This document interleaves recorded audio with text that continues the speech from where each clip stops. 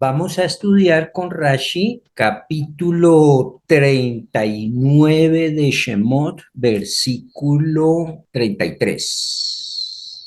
Entonces le llevaron a Moshe el tabernáculo, la tienda y todos sus accesorios. La pregunta que se hace el Humash Budnik es, ¿por qué se trajo el tabernáculo a Moshe? Voy a relatarles más o menos la idea. Dios ordena a través de Moshe que Israel aporte para la construcción del Mishkan. Moshe, Dios le dice, busca a estos artesanos, son fulano, sutano, entrégales los materiales, entrégales todo lo necesario para que ellos se dediquen a eso. No pueden hacer ninguna labor del Mishkan en Shabbat. Empiezan a hacer la obra los artesanos. Moshe no ha intervenido en absolutamente ninguna de las labores que tuvieron que ver con la manufactura del tabernáculo. Los artesanos empiezan a desarrollar todo lo que había que hacer, hacen toda la obra, hacen los postes, hacen las bases, hacen los tejidos de las cortinas, hacen las pieles, las recortan, las preparan, hacen todo lo necesario para tener cada una de las cosas del tabernáculo, incluidos los elementos del tabernáculo. Bien, una vez concluida la elaboración de cada uno de esos elementos, ahora ¿qué hacemos? Lo lógico es que ellos lo armaran. Entonces la pregunta, ¿ellos quiénes? Los artesanos. Entonces la pregunta es, ¿por qué los artesanos llevaron el tabernáculo desarmado a Moshe? Vamos a ver qué nos dice Rashi. Rashi dice, porque ellos eran incapaces de erigirlo, dado que Moshe no había hecho trabajo en el tabernáculo. Dios dejó para él la tarea de erigirlo. Ninguna persona podía hacerlo a causa del peso de los postes, pues un ser humano no tiene la fuerza necesaria para sostener los derechos. Pero Moshe pudo erigirlo. Moshe dijo a Dios, ¿cómo es posible que un ser humano lo erija? Él contestó, tú trabaja con tus manos y parecerá que tú lo haces, pero realmente se alzará por sí mismo. Esta es la implicación del versículo que nos dice el tabernáculo fue erigido en Shemot 40:17.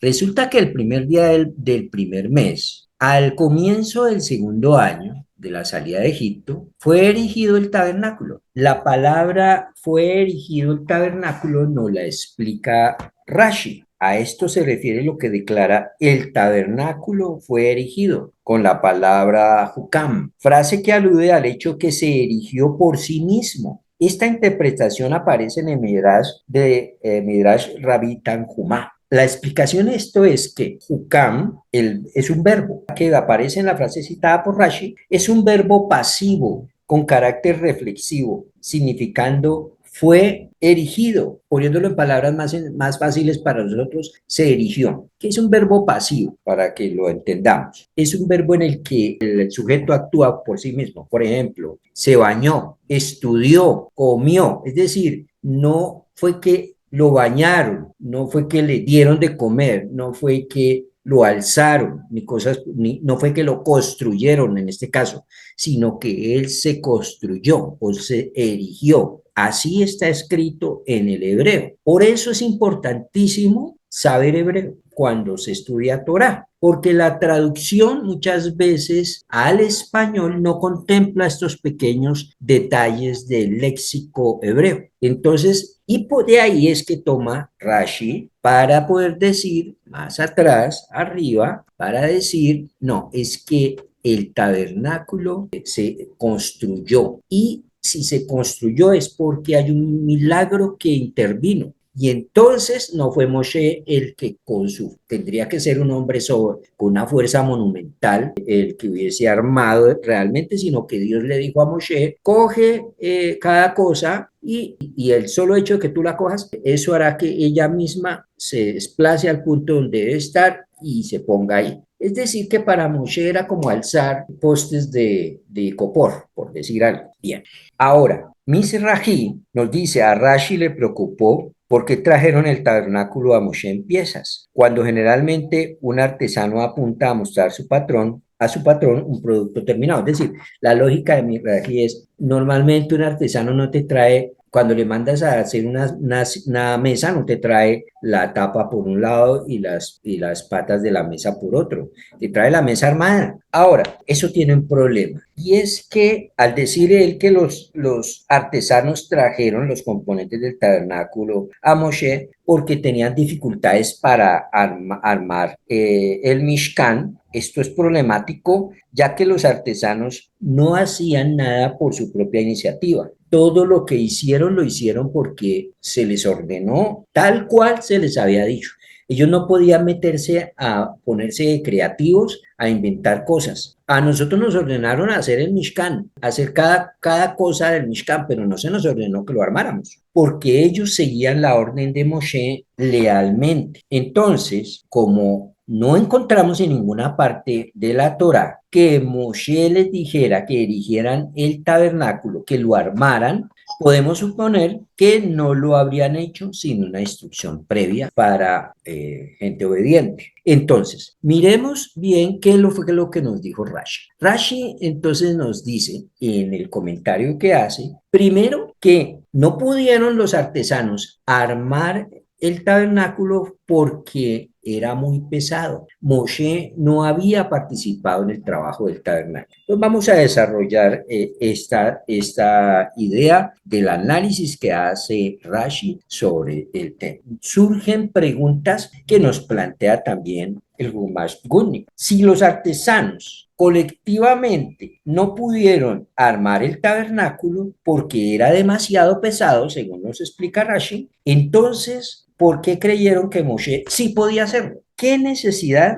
había de traer el tabernáculo a Moshe? Ellos podían decir, bueno, no lo podemos armar, entonces vayamos y consultemos con Moshe. ¿Qué necesidad tenía que ellos fueran hasta donde Moshe a llevarle todas las partes del tabernáculo? Lo cual implica que si pudieron llevárselo hasta donde estaba Moshe, entonces ¿por qué ellos no lo armaron si lo podían alzar? Y también, ¿por qué Rashi en su explicación que acabamos de ver cita la fuente, que en este caso es el Midrash del Rabí Tanjumá, cuando normalmente no coloca en sus comentarios la fuente que es, él dice exactamente, el tabernáculo fue erigido, frase que alude al hecho de que se erigió por sí mismo. Esta interpretación aparece en el Midrash del Rabí Tanjumá. Entonces, ¿por qué lo hace? Ahora, lo que sigue es ver otros aspectos que nos llevarán luz acerca de estas preguntas. El Nahalat Jacob es un comentario rabínico sobre la Torá escrito por el rabino Jacob Kulí en el siglo XVIII.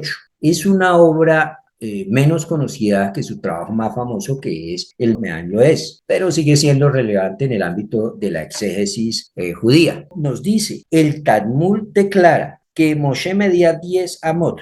10 amot es como casi 5 metros, 4 metros y, de 4 metros y medio a 5 metros de alto, ¿sí? Con semejante altura hubiera sido posible erigir los postes sin necesidad de un milagro, como Rashi dice. Rashi dice, es que hubo un milagro de por medio, Dios le dijo, cógelos y ellos por sí solos se alzarán. El hecho de que Rashi dice que aquí se requirió un milagro sugiere que rechaza la idea de que Moshe era excepcionalmente alto. Es decir, según el Nahalat Jacob, con esto se comprueba que Moshe era un hombre como todos los demás y no como dice el Midrash Tanjumá, que era de casi 5 metros de alto. Después veremos por qué lo dice, pero lo importante es mirar los diferentes puntos de vista. Entonces, vimos que los artesanos que construyeron e hicieron cada una de las partes del tabernáculo, incluidos sus utensilios, supusieron que estaba incluido lógicamente el armado del tabernáculo, como el carpintero que hace una mesa, hace una silla y no entrega las partes desarmadas, sino que entrega la pieza totalmente armada. Bien, sin embargo, cuando los artesanos fueron a armar los postes, se encontraron con el siguiente problema. ¿Cuál fue el problema? Que ellos podían, entre varios, alzar los postes y entre varios armar el tabernáculo. Fueron a hacerlo, pero se encontraron ante el problema que cuando se dio la orden de todo lo referente al Mishkan, resultó que todo lo que se habló y lo que se ordenó acerca del Mishkan en la Torá fue dicho a individuos. Todas las órdenes dadas por Moshe al pueblo judío en cuanto a la construcción del tabernáculo, todas esas órdenes se dieron en singular. De hecho, hasta la contribución de materiales se expresó en singular porque nos dice, cada persona cuyo corazón lo inspira a la generosidad debe traer tal cosa, ¿sí? Al darse cuenta él que las órdenes todas acerca del tabernáculo habían sido dadas de manera singular, ellos llegaron a la conclusión entonces que para erigir el tabernáculo no podían hacerlo colectivamente, sino que la orden debía ser individual, es decir, una sola persona debería erigir el tabernáculo, ¿sí? Y no un grupo. Sin embargo, esto presenta un problema, pues ningún individuo tenía la fortaleza física para poder armarlo, para poder erigir los postes, que era lo más pesado. Nadie podía hacerlo por sí solo, como nos lo dice Rashi. Nadie podía colocarlo debido al peso de las tablas. Y por lo tanto, ellos tienen que ir a consultarle a Moshe. Ellos estaban convencidos que Moshe podría erigir el tabernáculo por dos razones. Razón una, porque Moshe había erigido la tienda afuera del campamento, su propia tienda. Eso lo tenemos aquí en Shemot 33:7, donde dice, Moshe tomó la tienda y la estableció fuera del campamento, lejos del campamento, y la llamó tienda de encuentro, del encuentro. ¿A qué se está refiriendo esta tienda? Es que entre la entrega de la Torá y la construcción del tabernáculo, después del problema del becerro de oro, Dios dice, no voy a estar más en medio de ellos. Por eso Moshe tiene que llevar su propia tienda, que era también pesada, fuera del campamento, lejos, y ahí la armó y esa le servía como lugar de encuentro con Dios mientras terminaban de construir el tabernáculo. Entonces, Moshe había erigido fuera del campamento su propia tienda de reunión, que puede describirse como una forma miniatura del tabernáculo, pues la divina presencia moró allí. Por lo tanto, los artesanos razonaron, si Moshe puede erigir su propio tabernáculo, probablemente pueda erigir también el nuestro. Ahora, el otro aspecto por lo que los artesanos pensaron que Moshe podría hacerlo es porque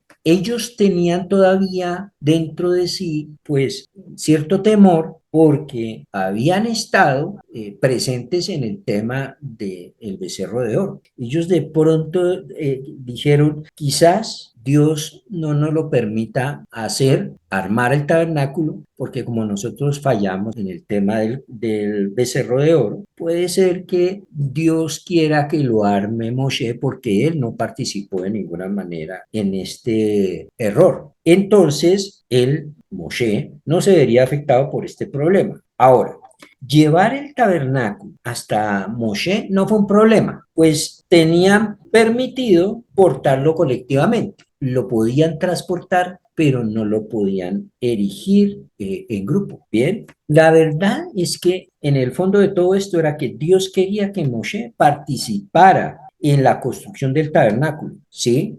Al respecto de la aseveración que hace Nahalat Jacob acerca del problema que está en el Midrash Tanhumá, está en el Talmud, acerca de que Moshe era un hombre supremamente alto y fuerte, de casi 5 metros de alto, idea que desecha Rashi. En realidad, Midrash Tanhumá nos está diciendo y se rebate la idea de que él era así de alto por varias razones. Por un lado, en el plano de la interpretación de la literal de la Torá, Moshe no medía 10 codos de alto, no tenía esa altura. Para indicar claramente que rechazó Rashi esta afirmación, Rashi citó su fuente como el Midrash del Rabbi Tanhumá y no el Talmud. ¿Y por qué lo rechazó? Porque en la parashá Shemot, en el capítulo 2 de Shemot, versículo 19, cuando Sífora y sus hermanas encontraron a Moshe junto al pozo, ellas fueron y le informaron a su padre que un hombre egipcio nos rescató de las manos de los pastores y también abrevó agua para nosotras y dio de beber al ganado. Si él tuviera una altura de 5 metros, ellas no hubieran dicho un hombre egipcio como algo genérico, sino hubieran dicho un gigante, ¿sí? Es lo lógico. Y por otro lado, porque, no, como les dije antes, no hay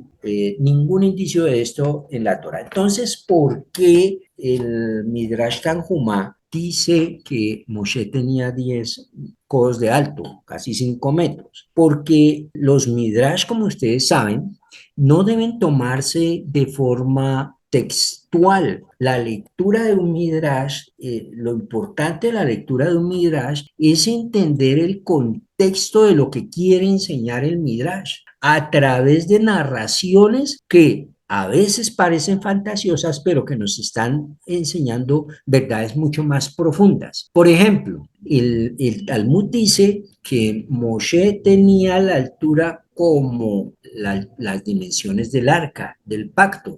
Las dimensiones del arca del pacto eran de 10 codos. Entonces, por eso el Midrash Tanjumá termina diciendo que Moshe tenía 10 codos de altura. Pero cuando dice 10 codos de altura no se está refiriendo a una altura física, se está refiriendo a una altura espiritual, ¿sí? El número 10 en la tradición judía representa la perfección divina, ¿sí? Por ejemplo, las 10 sefirot, los 10 mandamientos, las 10 plagas. Algunos midrashim, como Shemot Rabbah 34.1, vinculan la altura de Moshe con su rol de puente entre el cielo, o sea, lo divino, y la tierra, o sea, lo humano. Ahora, desde el punto de vista entonces alegórico, como lo explica el Ranjal Lusato, aquí ven una metáfora ante la grandeza espiritual que medía 10 codos, con que alcanzaba el nivel de la Sefirot. Ahora, el hecho de que la orden fuese que se erigiera el tabernáculo, pero que previamente su construcción debía ser colectiva, también nos habla de la idea de que el individuo puede tratar de crecer espiritualmente todo lo que quiera, ¿sí? Pero no lo logrará si no es parte del colectivo. Y que el colectivo puede anhelar crecer espiritualmente todo lo que quiera, pero no lo logrará si no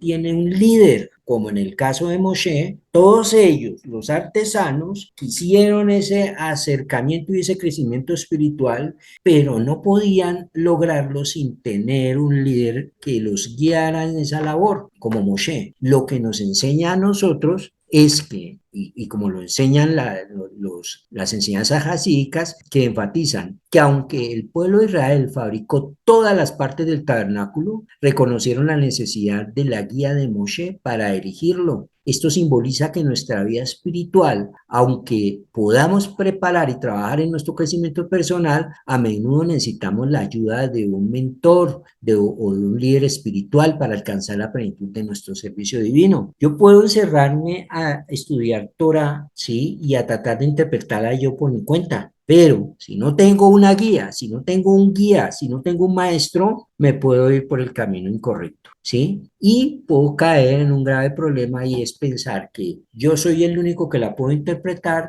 y es a la manera como a mí me parece, y ahí puedo meterme por el camino del orgullo y el camino de la autosuficiencia en temas de Torah y desviarme.